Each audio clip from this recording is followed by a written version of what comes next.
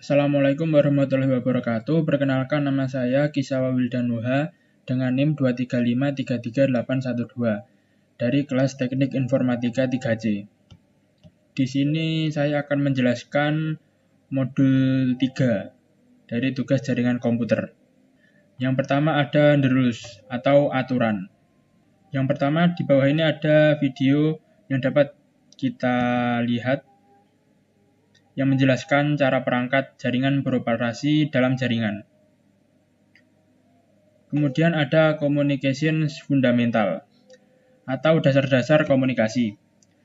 Jaringan bervariasi dalam ukuran, bentuk, dan fungsi. Jaringan dapat serumit perangkat yang terhubung melalui internet atau sesederhana dua komputer yang terhubung langsung satu sama lain dengan satu kabel. Kemudian ada communication protocols atau protokol komunikasi. Pengirim pesan baik melalui komunikasi tatap muka atau melalui jaringan diatur oleh aturan yang disebut protokol. Protokol ini khusus untuk jenis metode komunikasi yang digunakan. Dalam komunikasi sehari-hari, aturan yang kita gunakan untuk berkomunikasi seperti panggilan telepon atau media belum tentu sama dengan aturan menggunakan media lain seperti mengirim surat. Kemudian ada rule establishment atau penetapan aturan. Sebelum berkomunikasi dengan satu sama lain, individu harus menggunakan aturan atau kesepakatan yang ditetapkan untuk mengatur percakapan. Perhatikan pesan ini sebagai berikut. Kemudian ada network protocol requirements atau persyaratan protokol jaringan. Protokol yang digunakan dalam komunikasi jaringan memiliki banyak kesamaan sifat dasar. Selain mengidentifikasi sumber dan tujuan, protokol komputer dan jaringan menentukan rincian bagaimana pesan dikirimkan melalui jaringan. Protokol komputer umum mencakup persyaratan berikut. Yang pertama ada message encoding atau pengkodian pesan. Yang kedua ada message formatting and encapsulation atau pemformatan dan enkapsulasi pesan. Kemudian ada message size atau ukuran pesan. Selanjutnya ada message timing atau waktu pengirim pesan. Yang terakhir ada message delivery option atau opsi pengiriman pesan. Selanjutnya ada message encoding, message formation and encapsulation, message size, message timing, kemudian message delivery option. Untuk selanjutnya ada protocols atau protokol. Kemudian ada network protocol overview atau tinjauan umum protokol jaringan. Perangkat akhir dapat berkomunikasi melalui jaringan. Setiap perangkat harus mematuhi serangkaian aturan yang sama. Aturan-aturan ini disebut protokol dan memiliki banyak fungsi dalam jaringan. Kemudian ada network protocol functions atau fungsi protokol jaringan. Protokol komunikasi jaringan bertanggung jawab atas berfungsi yang diperlukan untuk komunikasi jaringan antara perangkat akhir. Misalnya pada gambar, bagaimana komputer mengirim pesan melalui beberapa jaringan ke server.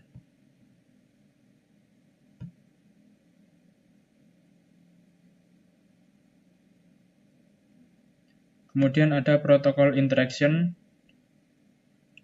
atau interaksi protokol. Pesan yang dikirim melalui jaringan komputer biasanya memerlukan penggunaan beberapa protokol yang masing-masing memiliki fungsi dan formatnya sendiri. Gambar tersebut menunjukkan beberapa protokol jaringan umum yang digunakan saat perangkat mengirim permintaan ke server web untuk halaman webnya. Kemudian ada protokol switch atau rangkaian protokol. Network protokol switch atau rangkaian protokol jaringan. Dalam banyak kasus, protokol harus dapat bekerja dengan protokol lain sehingga pengalaman daring Anda memberikan semua yang Anda butuhkan untuk komunikasi jaringan. Rangkaian protokol dirancang agar dapat bekerjasama dengan lancar.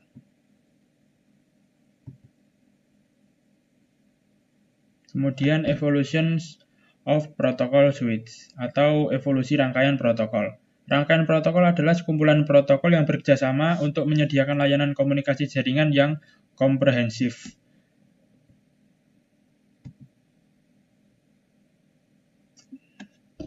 Selanjutnya ada contoh protokol.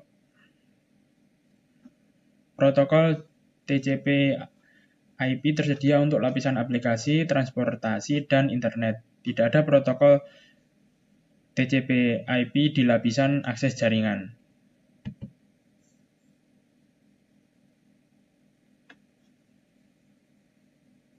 Kemudian protokol switch.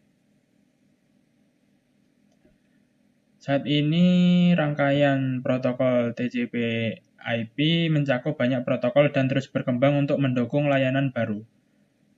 Beberapa protokol yang paling populer ditunjukkan pada gambar di bawah. Kemudian ada proses komunikasi. Animasi pada gambar menunjukkan proses komunikasi lengkap menggunakan contoh server web yang mengirimkan data ke klien. Kemudian ada organisasi standar. Yang pertama, standar terbuka. Saat membeli ban baru untuk mobil, ada banyak produsen yang dapat Anda pilih. Masing-masing produsen akan memiliki setidaknya satu jenis ban yang sesuai dengan mobil Anda. Oleh karena itu, industri otomotif menggunakan standar saat membuat mobil. Begitu pula dengan protokol. Karena ada banyak produsen komponen jaringan yang berbeda, semuanya harus menggunakan standar yang sama. Dalam jaringan, standar dikembangkan oleh organisasi standar internasional. Kemudian ada standar internet. Berbagai organisasi memiliki tanggung jawab berbeda untuk mempromosikan dan membuat standar untuk internet dan protokol TCP/IP. Gambar di bawah menampilkan organisasi standar yang terlibat dalam pengembangan dan dukungan internet. Kemudian ada standar elektronik dan komunikasi.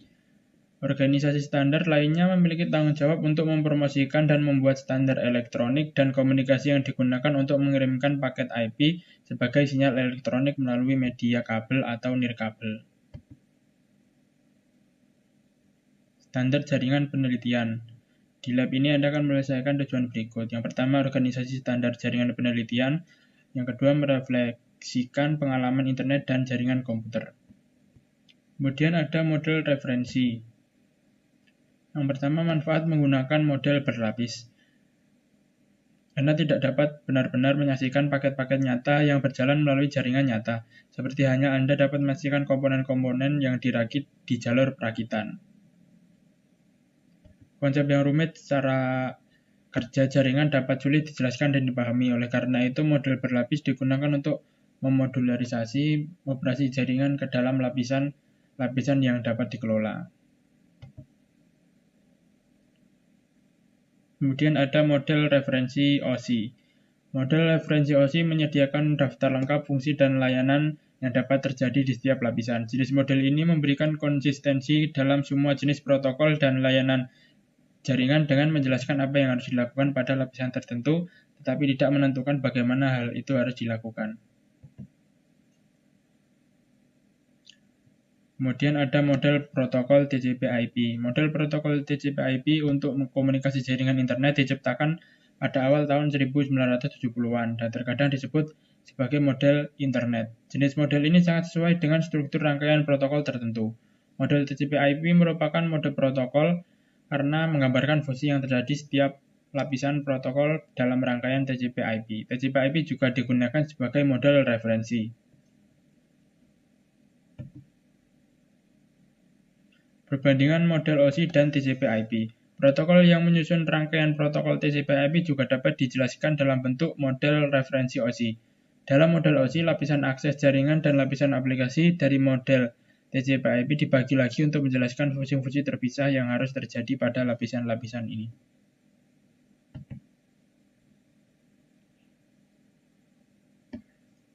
Kemudian paket tracker atau model TCP/IP dan OSI dalam aksi. Aktivitas simulasi ini dimaksudkan untuk memberikan dasar pemahaman tentang rangkaian protokol TCP/IP dan hubungannya dengan model OSI. Kemudian ada enkapsulasi data. Yang pertama, segmentasi pesan. Mengetahui model referensi OSI dan model protokol TCP/IP akan berguna saat Anda mempelajari tentang bagaimana data dienkapsulasi saat data tersebut bergerak melalui jaringan. Hal ini tidak semudah mengirim surat fisik melalui sistem surat.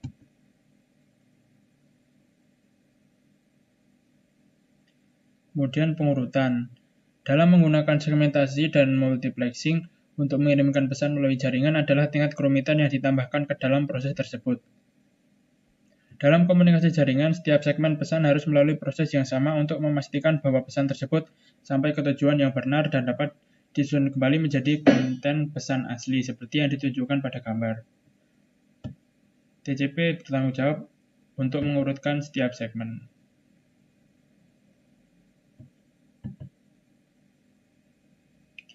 Kemudian ada unit data protokol. Saat data aplikasi diteruskan ke tumpukan protokol, dalam perjalanannya untuk ditransmisikan melalui media jaringan, berbagai informasi protokol ditambahkan di setiap level. Proses ini dikenal sebagai proses enkapsulasi. Contoh enkapsulasi. Saat pesan dikirim melalui jaringan, proses enkapsulasi bekerja dari atas ke bawah. Pada setiap lapisan, informasi lapisan atas dianggap sebagai data dalam protokol yang dienkapsulasi. Misalnya, segmen TCP dianggap sebagai data dalam paket IP.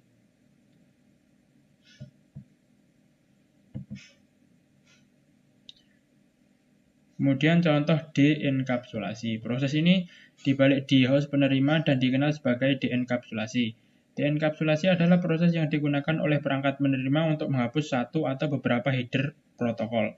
Data di dienkapsulasi saat bergerak naik ke tumpukan menuju aplikasi pengguna akhir.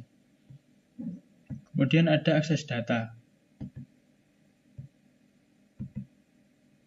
Yang pertama, alamat. Seperti yang baru saja Anda pelajari, penting untuk mengelompokkan pesan dalam jaringan, namun pesan yang disegmentasi tersebut tidak akan sampai kemanapun jika tidak ditangani dengan benar.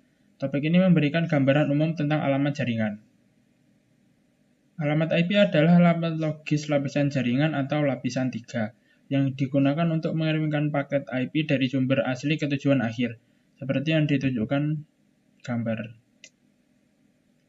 Kemudian perangkat di jaringan yang sama. Dalam contoh ini kita memiliki komputer klien PC1 yang berkomunikasi dengan server FTP pada jaringan IP yang sama. Kemudian peran alamat lapisan data link jaringan IP yang sama. Bila pengirim dan penerima paket IP berada di jaringan yang sama, bingkai tautan data dikirim langsung ke perangkat penerima. Pada jaringan Ethernet, alamat tautan data dikenal sebagai alamat Ethernet Media Access Control atau MAC, seperti yang disorot dalam gambar. Kemudian perangkat pada jaringan jarak jauh. Lapisan jaringan dan alamat lapisan tautan data saat perangkat berkomunikasi dengan perangkat lain. Dalam contoh ini kita memiliki komputer klien PC1 yang berkomunikasi dengan server bernama server web di jaringan IP yang berbeda. Kemudian peran alamat lapisan jaringan. Jika pengirim paket berada di jaringan yang berbeda dari penerima, alamat IP sumber dan tujuan akan mewakili host di jaringan yang berbeda. Hal ini ditunjukkan oleh bagian jaringan dari alamat IP host tujuan.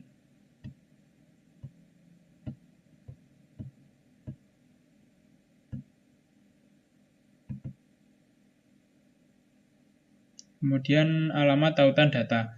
Alamat fisik layer 2 tautan data memiliki peran yang berbeda. Tujuan dari alamat tautan data adalah untuk mengirimkan bingkai tautan data dari satu antarmuka ke antarmuka jaringan lain pada jaringan yang sama. Kemudian Wireshark. Wireshark adalah perangkat lunak penganalisis protokol atau aplikasi packet sniffer yang digunakan untuk pemecahan masalah jaringan, analisis, pengembangan perangkat lunak dan protokol, serta pendidikan. Wireshark digunakan di seluruh kursus untuk menunjukkan konsep jaringan. Mungkin sekian yang dapat saya jelaskan, ada kurang lebihnya mohon maaf. Sekian dari saya. Wassalamualaikum warahmatullahi wabarakatuh.